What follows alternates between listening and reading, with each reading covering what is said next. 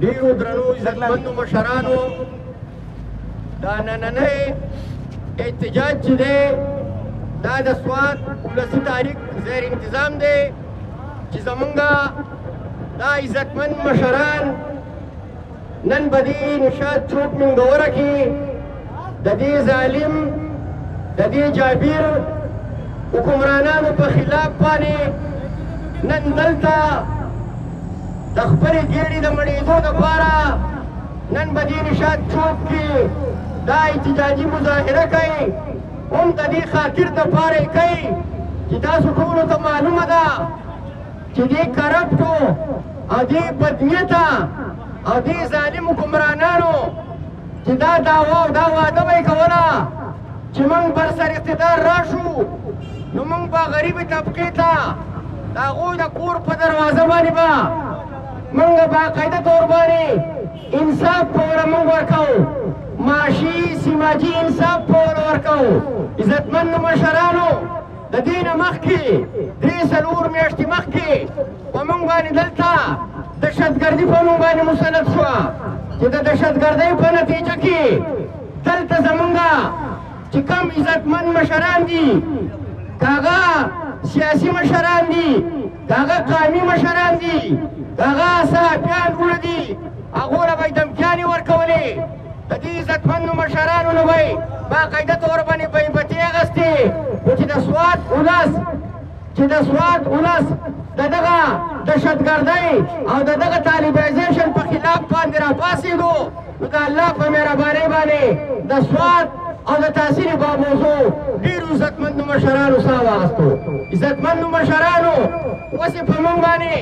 معاشي دهشتګردي په موږ باندې مسلط کړې ده چې تاسو ټولو ته معلومه ده چې زمونږ ملک پاکستان بیا په زرعي معاملاتو کې ډېر مخ په وړاندې روان دی هر قسمه وسایل دلته موجودو دلته زراعت کې زمونږ ملک چې کوم دی ډېر مخ په وړاندې په ترقۍ روانو خو د دې کرپټ او د دې بدنیته حکمرانانو د یو پالیسۍ د لاندې دلته په دې ملک کې دلته زمونږ په دې علاقه کې د لویو بحران پیدا کو بحران چې پیدا کو تاسو ټولو ته معلومه ده چې د 4,500 روپو ترونه چې کومه وه د 4,500 روپو ترونه چې کومه وه یو دم 1,400 روپو ته ورسېده د پنجاب نه چې به کم وړه راتلل او پنجاب ته به موږ وي چې دا زموږ مشر ورور دی نن هغه پنجاب چې کم د پنجاب نه نن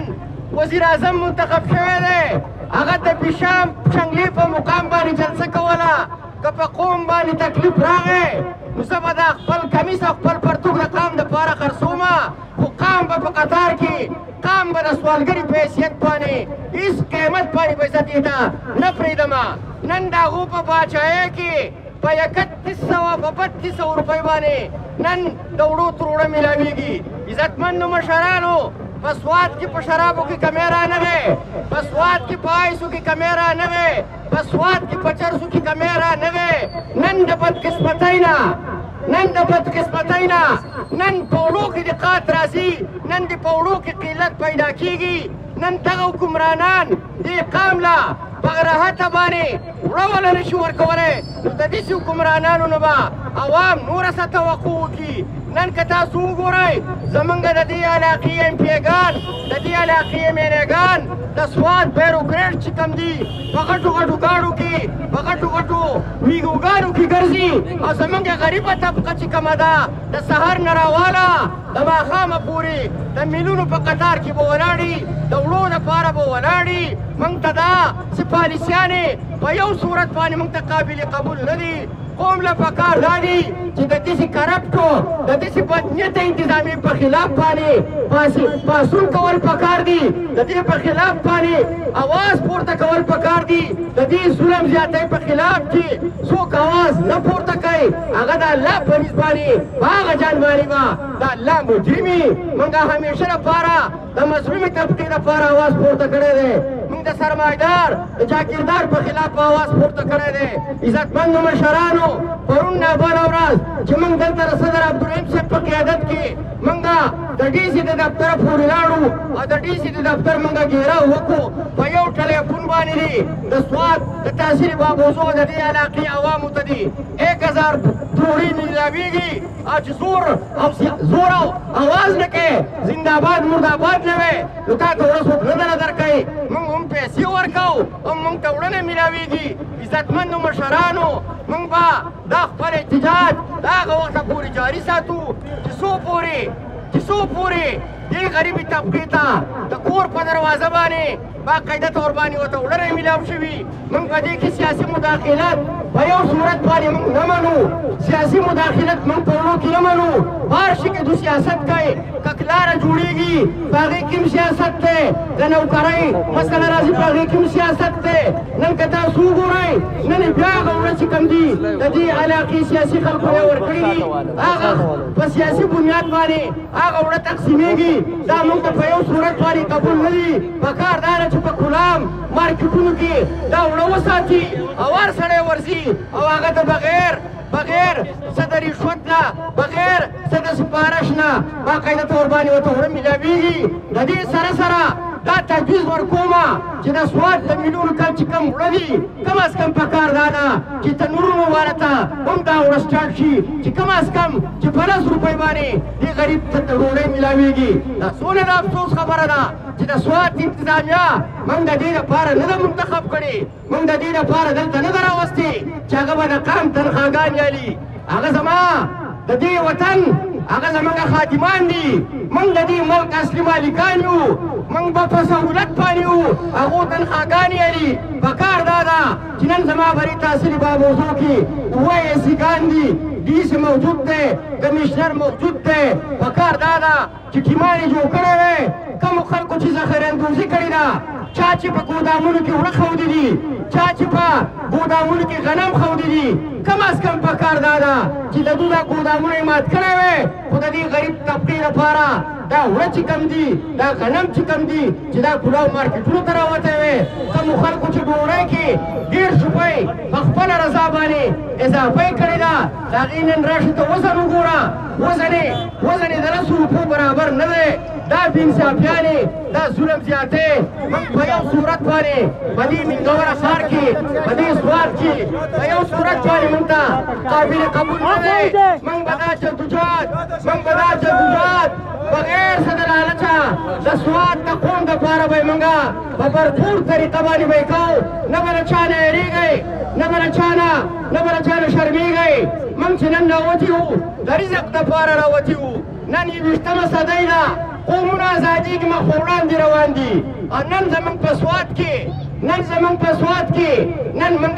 د یو ټایم د ډوډۍ لپاره نن موږ په سړکونو باندې او نن موږ د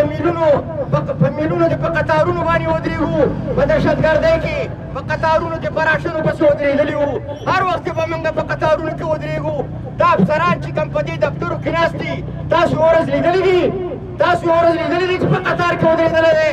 پکار دا ده چې دا انتظامیه راوځي او په بھرپور طریقه باندې د دې ریټونو د دې نرخونو باقاعده طور باندې چیک اینډ بیلنس کېږي. نو په دې باندې تنخواګانې الي، په دې باندې کار نه کېږي چې دوی به صرف په راوځي چاپه به ووایي د پټو سیشن دپاره، وزیر اعلی دپاره، د چیف سیکرټري دپاره هغه ته به صرف وښایي چې زموږ انتظامیه کار کوي. موږ دا وینا ورته کوو که دا مسله حل نه شوه دا قام به موږ بیا ځان سره روانو چې کوم ګودامونه بند دي، چې په کومو ګودامونو کې وړه پراته دي، چې په کومو ګودامونو کې دا غنم پراته دي، دا به بیا د الله په مهربانۍ باندې او د دې قوم په طاقت باندې دغه ګودامونه به موږ باقاعده طور باندې بیا به یې ماتو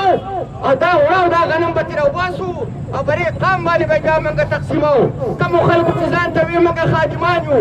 هغه خادمانو له پکار دا دي چې هغه راشي او د دې خپل قام سره ودرېږي. پکار دا ده چې وزیر اعلی د دې علاقې سره تعلق ساتي. وزیر اعلی وایي دا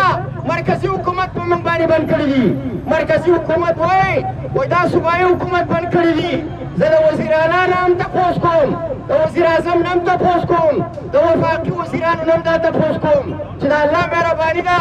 د 18 ترمیم نه لاندې سپول خپل اختیارات ورکړی دی د دې ذموار چې دی د ریټونو د تعینو